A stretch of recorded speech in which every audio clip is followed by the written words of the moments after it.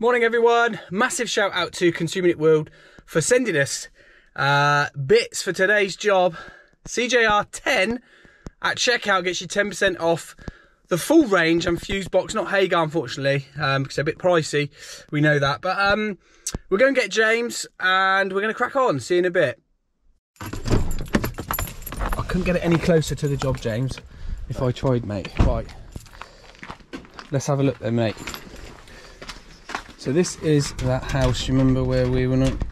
Oh, how do you do this again? Freaking thing, there we go. No, that way. That's it. Dead body. No dead body, James. No. So, what we're going to do is bang a little board up here. We're going to take the lighting circuit out of here and wire a new boiler feed that way. And Pablo will be here soon to strip some of this out and crack on. So we've got this little consumer unit from Fusebox, which is ideal for us. It will be mounted on there like that.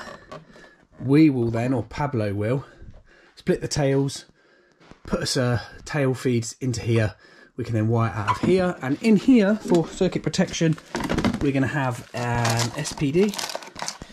We should have a kit here where we can retrofit single mod SPD and overcurrent protection. And then we should have a miniature B10 for the lighting. No, B10 for the boiler, sorry, and a B6 for the lighting. So sweet as, we can get on with that. And don't forget, 10% off CJR 10 at checkout if you go to the Consumer Unit website, Consumer Unit World website.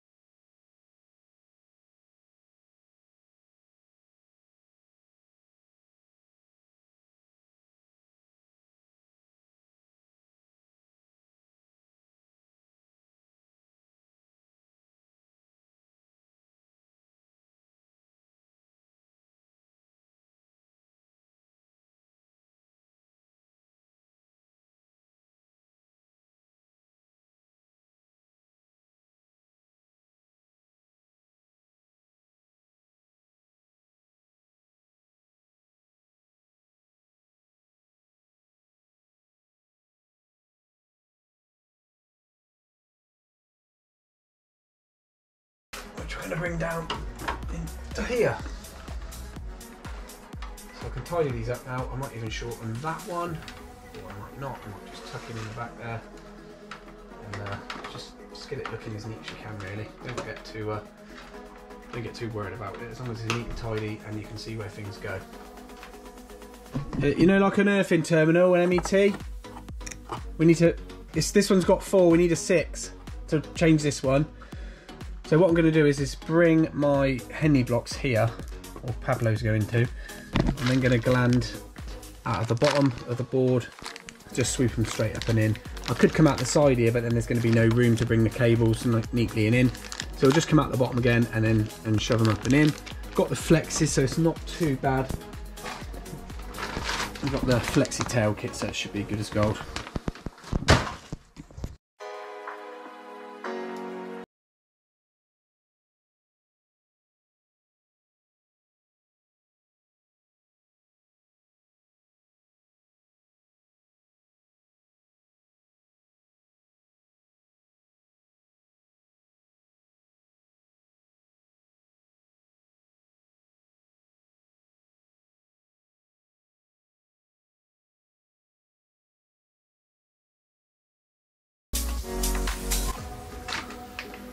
Right, there we go, it's ready to go.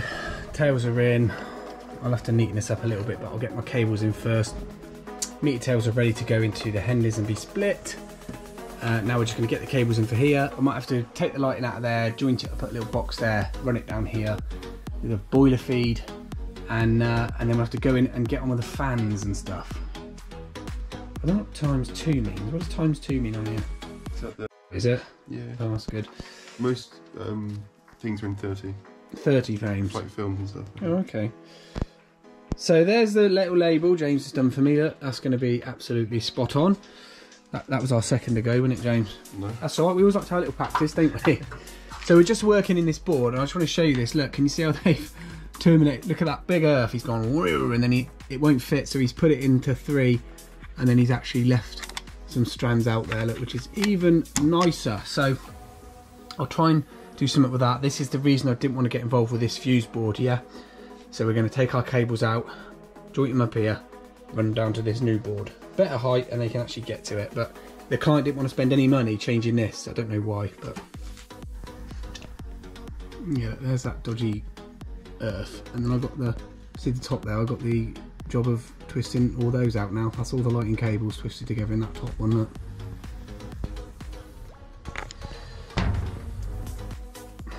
Right, believe it or not, that's taken me longer to get 2 cables out of this bloody fuse board. So now I can put a joint on these cables. One's going to be the boiler feed and one's the lighting feed. They'll come down to our new board here. Probably go back entry, looks better than drilling the top out of here. And yeah, all of this because he just didn't want to change this board. But it's absolute crazy to me, but that's life. I'm not the client. I'm just here to get the job done. A little bit awkward, but this is the only place I could fit my whisker to keep these cables within the gland, yeah, keep the double insulation inside of the enclosure, okay. And I already knocked that knockout on the side there, so that's fine. I'll bring them round, up and over, and then we're just going to put some connectors in the back here, and then bring a 2.5 and a 1.5 out of here, 1mm. Just bring it down to this new board, and that'll be then the boiler feed and the lighting circuit. There we go, fits in there nice and snugly, and then I'll put the lid on like that. Beautiful. Do them up, get the cables up and over, clip them down and into the new board. I'm going to drill a 25mm hole out the back and put a 5 grommet in the back, but I will show you that. Okay, there we go, cables clipped down with the original twin and earth that comes down the wall there. This cable loops over this timber down here, behind here, so I haven't put any metal clips on here for premature because if this garage comes down, that's the only time these cables are going to come down, when the whole garage is down, so yeah. And I brought my cables down, back entry, 25mm fire grommet into there, and then I can make this off. There we go, all my cables are in. I will tidy it up a bit. I know it's scruffy as hell at the minute, but that's fine. You can see where they go, they all correspond. I might even label these up, who knows? Probably not, it's 2 ways. That'd just be overkill, me doing it for YouTube, to be honest. I wouldn't do it normally. As I said, these will then curl round, go into the Henley blocks. We'll get a new MET put on there, that will go into there, and the lid will go on. I haven't done any of these up to torque settings yet because obviously I want to do some testing on these, so I'll just take them out, and when I'm completely finished I'll then come in 1.2s, 2s, and then I think these are 2.5s at the bottom there, yeah. So nice little board, these, good price, RCBOs, and unlike others, the lid does actually fit on that. I see a lot online, people go fuse box, blah blah blah. Trust me, you know what I mean? What's not to like about this? The cost is fantastic. SPD, main switch, MCB, 2 miniature RCPOs. I mean, lovely quality, good build quality, and you can't go wrong on the price. And these guys are only going to get bigger, trust me. This is where the boiler feed's going to drop down in a trunk in. You see this in a previous video. James has been doing bits. What have you been doing, James? Outside light. Outside light, it looks quite nice. That's the only trouble with the builder brought that out close. We didn't want to have to move it, so we just put it there, up and down. That's good enough for this job.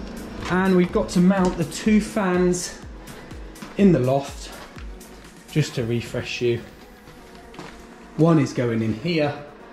Sort of finish this bathroom off now, look. And one's going to go in here for now. They're not finishing this off at a later date, but I can get finished, get the fan in, get the lights on, job done. So I got my top man George to send me some insulated duct, 4-inch, because that loft's going to get hot, cold, and we don't want condensation, we want to minimise it. So we got some insulated duct, and then we got these 2 inline turbo tube, 100mm with timers, yeah, overrun timers, so it'll run over 5 minutes in the bathroom. And then we've got some nice round grills to cut in to the ceiling, so we're going to crack on with that quickly now. Right, I'm going to have to get a new camera because this one's, that's fine, hold that. Feedback's awful on this camera. Where's the lamp? The light, mate? Quick, James, quick. The light, it's on here, isn't it? Here it is. Yeah, as I was saying, I'm going to have to get a new camera because I keep getting feedback on this one. GoPro are frigging useless at getting back to you. Like audio feedback, yeah, keeps crackling. Yeah. Right, there's our fan hole. I think we did this last time, didn't we? We did a bit of pokey, didn't we? We've done a pokey. I know there's lots of methods, everyone tells me how to do my job. But this works fine for me. You can get a coat hanger, I know, put a coat hanger up there, bend it over. Right, anyway, I've got to check that, James, because I'm not entirely sure. Anyway, that's what we got, DAD with a 4-inch, yeah, makes it so much easier. Look out one of those grills, James, out the box, round grill. Yeah.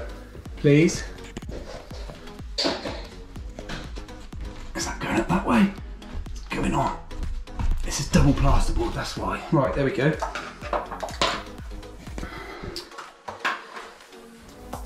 Double plasterboard. Fun. Right, I'm going to jump with 2 hands for this and I'll see you in a minute. Right, there we go, look at that, freaking washers on magnetic like, awesome. So this has just got a twist off grill, look, just twist off of there. Put that in the ceiling, fix it through. You can just put screws in the ceiling, to be honest, because there's no weight on here. So we'll just put 4 screws in and then we'll just screw this up and then I'll go in the loft and do the ductwork from above, yeah? So it's nice like that, and that's just going to take all the steam out of this bathroom.